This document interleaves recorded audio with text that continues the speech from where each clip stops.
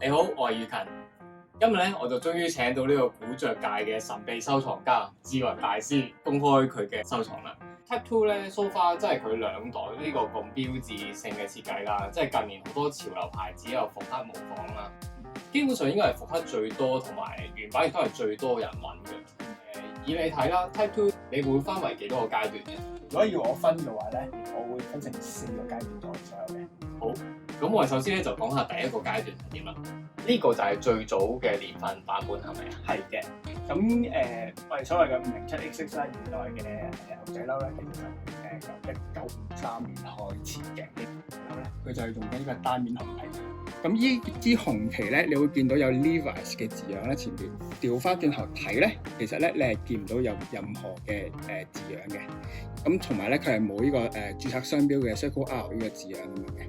咁呢個係一個好早期嘅507XX 嘅牛仔褸嘅特徵嚟嘅。即係有埋雙面旗，先上邊有埋 Circle R。係啊，因為兩個 features 咧，其實係同時期發生嘅。咁如果有單面嘅旗，但係有 Circle R，咁佢就知係流嘢啊。咁就應該係即係流嘢。仲有第二個 feature 嘅嗰個胸嘅前袋咧，其實咧佢再唔係咧用呢個扭釘或者撞釘咧去做一個鞏固嘅。相反嚟講咧，佢就係用一個打組嘅形式咧去鞏固呢個袋嘅角落啦。見到咧除咗有黃色線之外咧，佢仲咧就有個黑色嘅打組喺度嘅，去做鞏固嘅。所以呢個黑色嘅 bar tag 咧，就話到俾佢知佢係最早期嘅507XX啦。係啦。咁但係咧留意咧，呢個黑色嘅 bar tag 咧，其實基本上好多時都洗到變咗灰色㗎啦。係。咁所以就唔係我哋想象中咁樣實黑色嘅線咯。係啦，其實呢個已經叫黑色㗎啦。係啦。第三點咧，就係見到呢條線啦，呢條線啦，呢兩條線咧，感覺上咧，如果你遠睇咧，好似係一條直線咁樣嘅，但係如果你仔細咁睇咧，你會發覺咧，其實咧佢係打咗一個90度角咧，而呢條線咧，其實咧係分開車出嚟嘅，所以呢個係一個 L 型咁樣啦。係啦，再清楚啲咧，其實你可以調轉嚟睇嘅，你會見到咧嗰條線咧係打咗個90度角嘅。係啦，咁後期少少嘅507XX咧，佢個車法已經係唔同咗㗎啦，佢係直接一行過一下咁樣車落去嘅。咁啊，第四個點咧就係我哋睇下個紐扣啦。如果你反轉咧，你會見到一個倒轉咗17喺度嘅，係啦。咁咧呢個咧就可以話咗俾你聽咧，呢個係一個傾向比較早期少少嘅507XX 嘅牛仔褸。呢個咧就大概咧係 size 大概32、38左右啦。你會見到咧佢嗰個arm hole 個位啦，亦即係呢個夾圈個位咧係比較窄啲嘅，係比較窄啲嘅，係啦，比較窄啲，同埋咧佢比較修長啲嘅。我自己覺得咧507XX 咧即係一個比較怪少少嘅 cut 嚟嘅。嗱，呢度咧紐咧就扣到啦，紐咧就肯定會扣到嘅。咁但係咧佢咧有個特別之處咧就係佢個領嗰個扣咧基本上咧係扣唔到嘅。如果咧宇勤咧係想扣扭頸嗰粒紐嘅話，佢可能分分鐘咧就要賣40左右嘅。係啦。咁呢個最早期嘅 Type 2係賣緊咩價錢㗎？如果係講緊依個 size 呢個色嘅濃度嘅話，即係大概要去到2萬以上嘅價錢度嘅。係啦，就因為佢真係比較罕有同埋真係比較早期，即係大家會對呢個單面紅旗咧會趨之若鶩。咁呢個咧就係中期嘅 Type 2咯。係，呢個真係講第2期啦，可能1954、1955開始啦，去到大概1958年左右啦。咁嗰陣時嘅牛仔褸咧，仍然都係用緊呢個平牌去做呢個後邊啦。咁但係可惜咧就甩咗啦，因為好容易甩咗，因為牛肉乾啦。因為以前嗰種皮咧一入洗衣機就應該係熟㗎啦。咁所以好多人咧就會選擇，既然都會熟啦，咁不如剪走佢算。咁我哋睇翻嗰個紅旗啦，咁你會見到咧，呢個紅旗咧同上一期唔同咧。如果你喺後邊睇咧，佢咧有一個反轉嘅一個 Levi's 嘅字樣咁。咁呢個紅旗咧，其實大概咧就係自從喺 Levi's 1953年咧申請咗一個紅旗專利咗之後咧，而產生咗一個產物嚟嘅。就雙面紅旗。咁除咗雙面紅旗之外咧，仲有註冊商標嘅，都勉強望得到有一個註冊商標嗰度嘅。咁咧，你會見到咧，呢個咧就好明顯咧，就係一個黃色嘅一個打造嚟㗎啦，係啦。咁就呢個咧，亦都係大部分507XX咧市面上見到嘅牛仔褸咧，佢一個特色嚟嘅。其實咧有時佢呢啲轉彎位咧會轉咗個角仔出嚟，有時又就咁樣來回車下咧，呢個有冇譜嘅咧？以我理解咧，我見到大部分咧都係有個三角形仔嘅。咁但係你話有冇譜咧？老實咁講咧，我覺得係冇譜嘅。可能講緊第三個 features 咧，就係呢條線咧，由呢個膊頭位去到呢個胸前位咧，係直上直落嘅，佢冇打個90度角嘅。所以一見到呢條直線就知道係中期嘅 Type 2啦。係啦。點解唔係第三期咧？點解唔係紙牌啊？就算爛晒牌，你都會判斷到。都判斷到嘅，其中一個好重要嘅 features 咧，就要睇咧腰位呢塊布啦。我哋會睇到咧，其實呢條咧係一個單針車線嚟嘅。單針車線咧，基本上咧就已經係會判斷到呢件牛仔褸用皮牌嘅，真皮嘅皮牌嘅。如果係用鎖鏈車線嘅話咧，一定咧就會係紙牌嘅，係啦。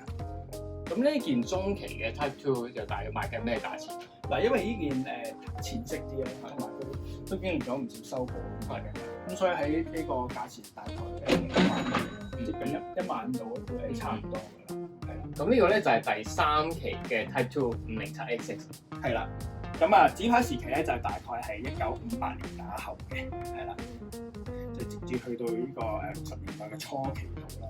咁啊，大概就係講緊係1961年左右。咁好可惜咧，就因為時間關係咧，咁所以就佢已經好多字樣就唔見咗。不過你仍然都會見到507XX呢個字樣嘅。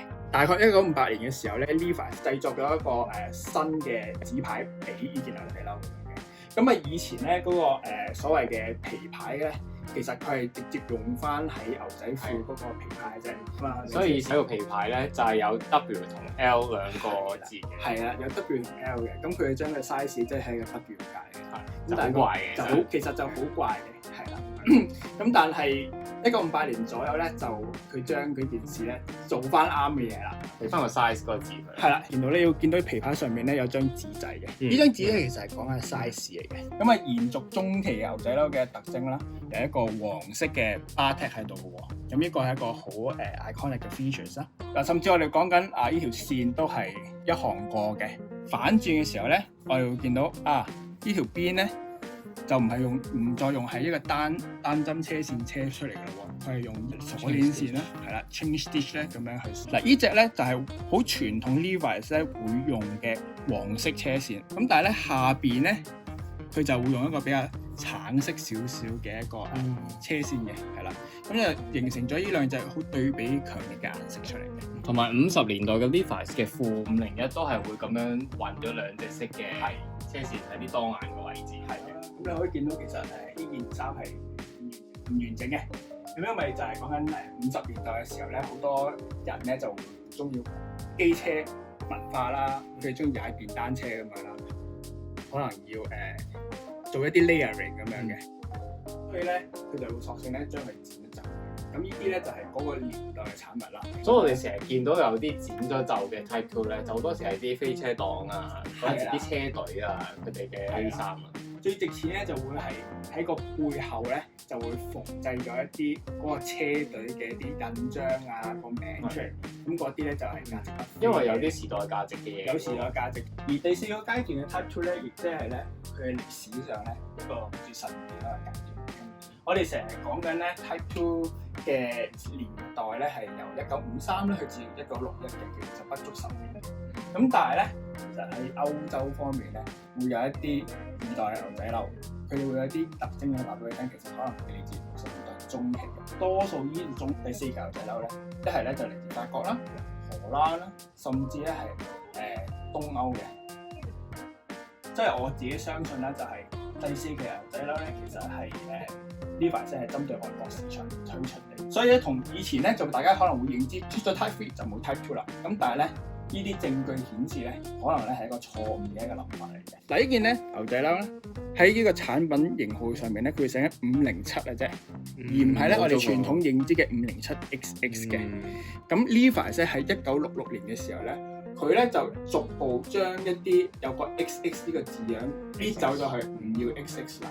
60年代中期咧，亦都係一個由501XX 轉換成為呢個501嘅時代嘅一個轉捩點啦。咁第二樣嘢咧，我哋會清楚知道咧，呢件嘢肯定係60年代。咁我哋可以再睇一睇，少咗一啲嘢啦，係啦。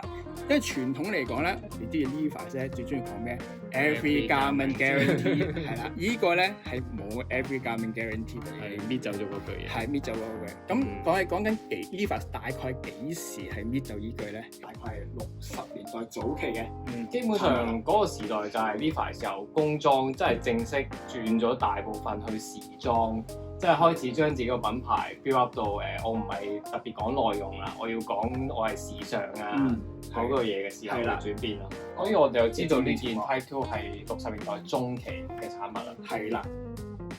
嗱呢件紅旗咧，佢車得好奇怪嘅，佢車歪咗嘅。OK， 依個咧車歪咗呢個咁騎呢做工咧，其實都係喺呢個時期嘅牛仔褸咧係好常見嘅，係啦。我甚至咧有見過咧呢個紅旗咧係車咗喺依個位度嘅，係啦，好有大戰時期嘅特色嘅，其實係好 raw 嘅，係啦。如果我哋咧同以前嘅507XX 嗰啲紅旗相比咧，依件係長啲嘅。上一個時期嘅507XX 嘅紅旗，佢同呢個比較，左邊咧應該咧係1.7 cm 左右嘅，右手邊咧應該咧大概係1.9 cm 左右嘅。咁1.9 cm 咧就已經咧係講緊第3代啦，或者係呢個 Type 3時期呢個牛仔褸嗰個紅旗長。反轉睇下上邊同下邊咧，都係用呢個鎖鏈針嘅，都用翻黃色嘅。到咗第3代或者Type 3嘅時期咧，其實最主要都係用翻黃色車線嘅啫。袋蓋咧出邊咧係用緊呢個厚嘅牛仔布嘅。反轉咧應該咧就會係用緊一個薄身少少嘅牛仔，但係咧我哋睇緊依件牛仔褸嚟講咧，前邊牛仔布同後邊牛仔布咧，其實咧都係一樣嘅厚度嘅，個磅數一樣。係啦，嗰個質感咧係好粗獷嘅。其實呢個已經係一個新嘅一個特徵嚟喎。我哋就已經係講緊呢個60年代中期啦，Type 3牛仔褸先會有呢個特徵啦。即係設計方面咧，其實佢係一個507XX啦，但係做工細節方面咧，其實佢靈魂咧係一個3代呢個 Type 3嘅牛仔褸嚟嘅。咁呢個大約而家係去到咩價錢㗎？因為佢係好罕見，我係有曾經見過一個呢個時期嘅牛仔褸，不過佢 size 就大概係去到40左右啦。我諗佢叫價大概6萬港紙度。即係如果一本古着店啦，佢要我幫手定價嘅話，我應該會將佢定為呢個 size 應該定為大概最低限度15000起跳。咁咪好多謝阿志雲啦，今日嚟到俾咁多收藏我哋睇。你有冇啲咩近排新發現可以再攞嚟㗎？新發現要視乎你想要啲咩新發現啦。如果大家有啲咩問題啊，或者想知咧，就可以隨時留言。記得 subscribe 我哋嘅 channel 啦，撳埋個鐘仔，咁就可以睇到我哋最 update 嘅影片啦。